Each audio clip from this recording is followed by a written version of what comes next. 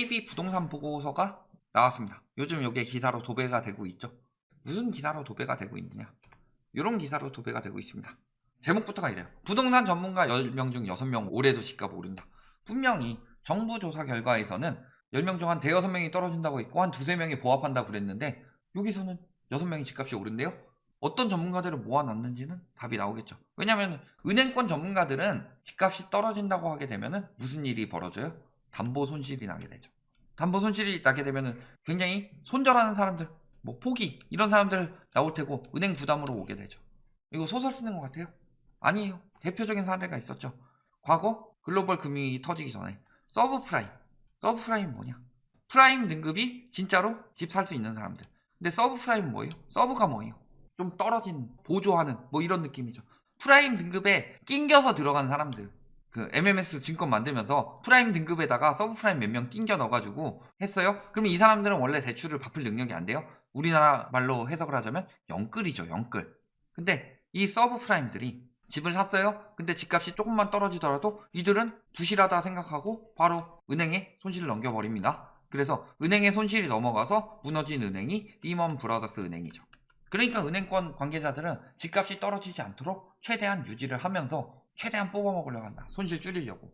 그래서 그 중심으로 가니까 전문가 10명 중 6명이 올해도 집값 오른다 라고 하고 있는데 실질적으로 보면 여기 이렇게 나왔죠? 자, 제대로 된 기사 좀 보면 뭐라 그래요?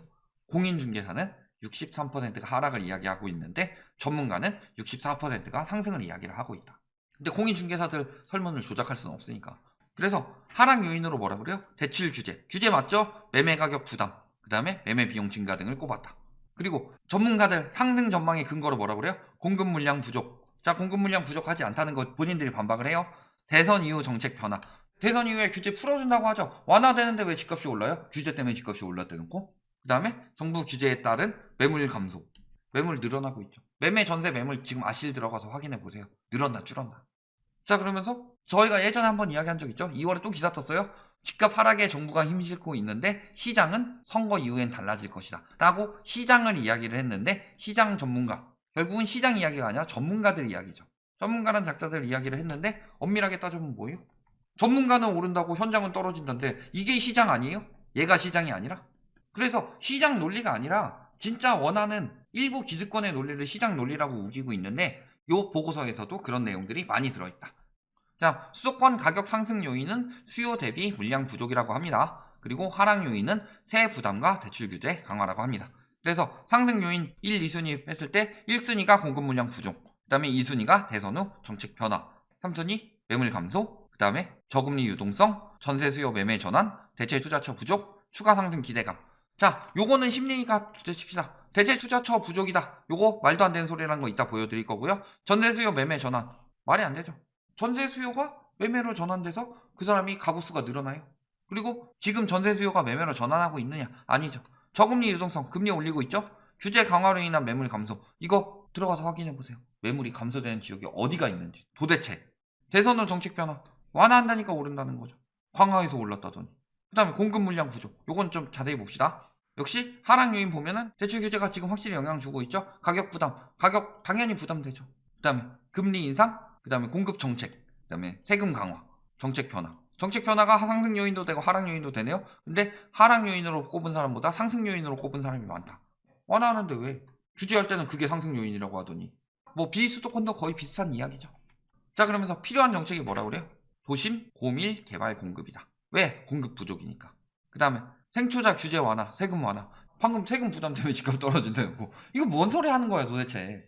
그 다음에 재건축 규제 완화. 공급 부족 이야기 하니까 그렇겠죠? 그 다음에 대출 규제 간소화. 규제 완화랑 대출 규제 간소화는 돈을 더 내란 얘기예요. 투자자들한테 돈을 더 빌려주란 얘기죠. 그런데 대출을 더 빌려주게 됐을 때 집값이 올랐죠. 대출을 막으니까 DSR 적용되니까 어떻게 돼요? 그 다음에 금리 올리니까 어떻게 돼요? 15억 대출 금지 완화. 이게 주택시장에 필요한 정책이에요. 그래서 수도권은 공급 확대, 비수도권은 대출 규제 간소화를 지적했다. 근데 앞에 본인들이 분양 실적을 갖다 놔요. 그랬을 때 분양 및 청약 경쟁률, 그 다음에 입주 실적이 나와 있는데, 자, 분양 물량을 볼게요. 집값이 떨어지던 2008년에서 2013년, 이때가 분양 물량이 가장 적죠. 그 다음에 2015년에 분양 물량이 확 늘어난 이유는 뭐 때문일까요? 이게 재건축 규제 완화 영향이 있죠.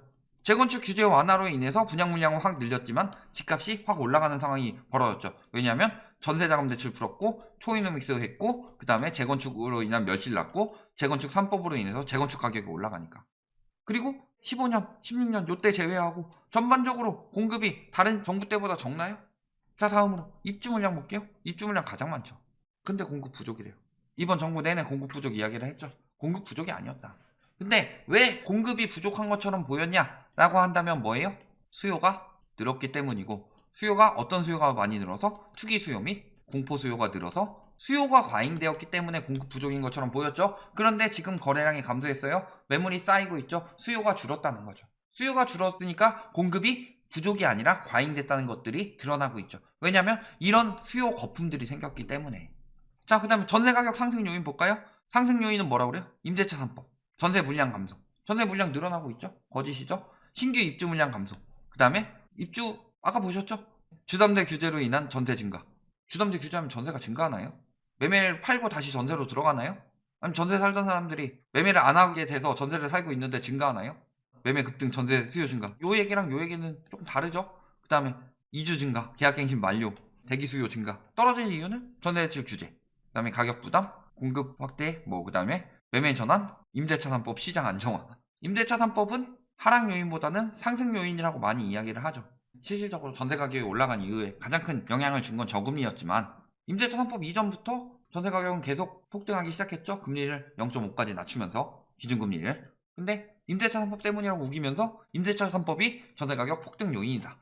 그러면서 주택 정책 영향 평가에서 효과 있는 건 대출 규제 강화, 다주택자 세금 강화, 종부세, 보유세 강화는 효과가 있지만 임대차 3법은 다 효과 없다고 이야기를 했죠. 전문가들이 이렇게 이야기를 하고 있어요. 그렇다는 건 무슨 소리예요? 임대차 3법은 폐지해야 되는 거 아니냐. 전문가들이 분석을 해봤을 때 저렇다. 그런데 앞부분에 보면 이런 이야기를 합니다. 임대차법 시행 2년째라 갱신계약이 증가하면서 전세시장이 안정세를 찾았다. 이 새끼한테 입만 벌리면 거짓말이 자동으로 나와. 아무도 효과 없다면서. 시행 2년 됐는데 갱신계약이 최근 증가해요? 그리고 전세가격 안정이 갱신계약 증가 때문이에요? 자, 전세가격에 대해서 봅시다. 전세가격은 자 매매랑 달라요. 매매는 거래가 전부 신고가 되죠. 그 다음에 이게 적용이 되죠. 근데 전세가격 같은 경우는 어떻게 되냐? 갱신계약의 경우 갱신해서 재계약했을 때 전세가격 안 올리면 포함시켜주지 않습니다. 그래서 거래 신고를 봤을 때 거래 신고가 모든 전세계약에 다 뜨질 않아요. 그러니까 예를 들어서 2년마다 전세를 이동을 해요? 혹은 전세 살던 사람이 월세를 가겠죠. 그러면은 예를 들어 2020년 2월이랑 2022년 2월에는 거의 거래량이 비슷한 게 맞죠. 그런데 거래량이 전혀 다르죠. 그 이유는 무엇 때문이에요? 신고가 안 되고 갱신이 된 경우가 많기 때문이죠. 그러니까 전세 시장의 안정세를 찾는 것은 절대 갱신계약 때문이 아닙니다. 신고되고 있는 것들이 가격이 떨어지고 있다는 이야기예요. 신고되고 있는 것들의 가격이 왜 떨어지냐 이야기했지만 요즘에 전세에서 월세로 가는 사람들이 생겨나는 이유 중에서 여러 가지 이유를 했죠. 저번에 저희 전세와 월세와 이야기할 때 첫 번째는 뭐예요? 금리 인상 부담. 월세가 더 싸다. 두 번째 뭐예요? 보증금 위험. 요즘에 전세 가격 잔뜩 올려가지고 집값 올려놓으려고 난리를 쳤는데 집이 거래가 안 되면은 이 사람들 내 보증금 가지고 무슨 짓을 할지 모르죠. 깡통 전세 들어가고 전세 가격이 떨어지기 시작했다라는 거예요. 그렇다는 건 뭐예요? 보증금 위험이 크다는 거. 그래서 이런 요인들로 인해서 전세에서 월세로 이동하고 있고 그렇기 때문에 전세 매물이 남아돌고 있고 집주인이 전세에서 월세로 돌리는 게 아니에요. 누가 전세에서 월세로 돌리는 거예요? 세입자들이 돌리는 거예요. 갭투기는요. 전세 생활안전자금 받아서 전세 자금을 돌려줄 돈이 없어요. 받아도 못 돌려줘요. 그러니까 신고되는 전세 가격이 떨어지고 있죠. 그러니까 전세 가격이 올라갔던 거 임대차법이랑 집값이 올라가는 관련은 아닙니다. 오히려 그 폭등하던 시기에 갱신하던 사람들이라도 버틸 수 있게 해준 거죠. 그리고 그 지금 전세 가격이 떨어지는 거 금리가 올랐기 때문이지 임대차법 시행 2년이랑 관련이 없다. 그리고 임대차법 시행 2년 돼서 갱신계약 끝나면서 전세가 오를 거라고 하더니 임대차법 때문에 갱신계약 증가해서 전세 안정세 됐다. 물론 그때는 7월 이후지만 엄밀하게 말하면 9월 이후이고 그 다음에 또 한 가지는 뭐예요? 임대차법 효과 없대놓고서 임대차법 때문에 전세가가 안정됐다고 하면서 뒤에 가서는 임대차법 효과 없다고 하고 무슨 말을 하고 있는 거냐 도대체. 그러면서 이번에는 이런 기사가 나왔습니다. 부자들이 눈독 들이는 부동산 자산은 아파트 제치고 처음으로 상가가 1위를 차지했다. 그래서 PB 고객들이 선호하는 고객이니까 이건 진짜 시장의 목소리죠. 선호하는 부동산 투자 자산으로 상가가 재건축 아파트랑 일반 아파트를 제치고 1위를 차지했다.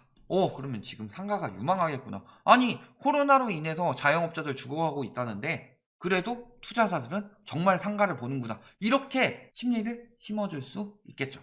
그런데 이것도 본인들이 유리한 부분만 발췌해서 이야기를 한 거죠. 자세히 봅시다. 자, 고객들이 선호하는 투자 자산 1+2순위 했는데 부동산 뭐 이런 거 나오죠? 부동산이 가장 높은 선호도를 가지고 있어요. 그 다음에 원하는 희망 보유 부동산 했을 때 상가가 24%인데 38%라고요? 일반 아파트 32%, 그 다음에 재건축 아파트 6%, 기타 11%, 토지, 오피스, 상가. 이상하죠? 그러니까 오피스까지 합쳐서 이렇게 38%라고 한 것 같은데 그렇다고 칩시다. 그러면은 일반 아파트나 재건축 아파트보다 상가 통틀어서 38% 비중이 많이 올라갔네? 26%에서 38%까지? 그러니까 지금은 수익형 부동산이 유망하다. 이렇게 볼 수 있느냐? 근데 보면 처분 희망 보유 부동산이에요. 일반 아파트 32%. 아까 20%라고 했는데 얘기가 달라진 이유가 뭐다? 상가 38%고 재건축 일반 아파트 20%인데 처분이에요, 처분. 상가 처분하는 게 24%. 일반 아파트 32%. 처분하고 싶죠? 그 다음에 문제는 처분하고 싶은 사람이 많냐? 아니면 투자하고 싶은 사람이 많냐? 요걸 봐야 되는데 상담 자문 내용 보면은 주거용 부동산 구입 3%죠.